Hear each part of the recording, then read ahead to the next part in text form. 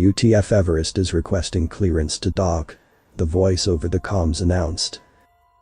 Natter jolted up in her seat, all four eyes locking onto the screen in front of her. The massive Trade Federation ship slowly approached the orbital station, awaiting the green light to dock. She took her time, carefully reading through the ship's documents, permission slips. It's the ship coming from one of Terra colonies, hauling cargo to Agrigis Prime. A coworker read out loud from the screen in front of him. Natter's heart picked up the pace, her body stiffening. All their papers check out. They are cleared to dock, she said, clearing her throat in the process. Her eyes scanned over the list of personnel on the ship over and over again. A crew of mixed species, but predominantly humans, with a human captain and vice captain in charge. A breath hitched in her throat for a moment, her leg bouncing up and down nervously. For a Zeteran, such behavior was uncommon. But it did not raise any alarms with her coworkers, who unlike her, seemed pretty indifferent about the whole ordeal. As customs agents, they received hundreds of ships daily and tons upon tons of cargo. But for Natter, this was not about the cargo, nor from where the ship had come, but who was inside it. Theodore Ivanov, the vice captain of UTF Everest, yawned and stretched in his chair. "Oh," he groaned, while stretching all four of his limbs simultaneously, hands open wide, as if grasping for the perfect of stretches. "Thank God this is over. I swear, I thought my spine would fuse with this chair, from how long I've sat in it," he said, nudging the captain, as both of them walked out of the main control room, delighted to finally get off the ship. "I'll be buried in mine.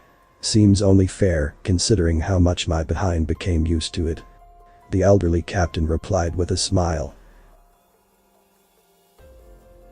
The crew was already busy, preparing the cargo bay for unloading. Outside, the Zeteran awaited to greet them, armed customs agents already lining up on both sides of the ship's main hatch, standing at attention.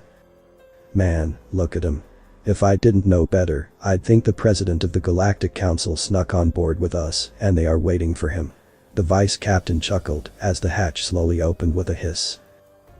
"You know how over-the-top Zeteran like to be at times, especially when it comes to formality and welcoming guests," the captain replied, adjusting his uniform a bit, both men assuming their professional postures and stepping out. "Oh God," Natter panicked to herself as the Zeterans lined up on both sides of the ship's exit hatch. She could feel her palms sweating. One would think that a Zeteran, especially a customs agent inside the orbital station of her own planet, would have no issues confronting humans. But here she was, eyes nervously darting around, looking at the hatch, then at the floor, then at the hatch again.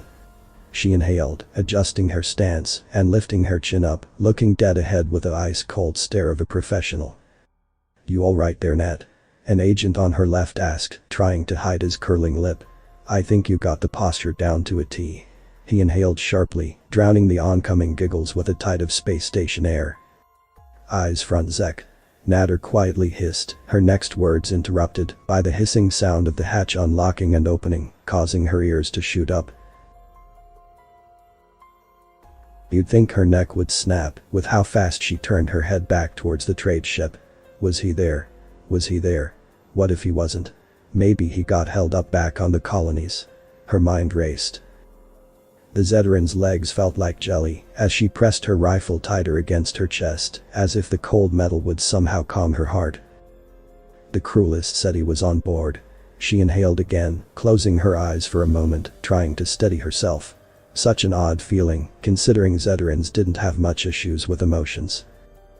The clang of the hatch finally hitting the floor snapped her back to reality.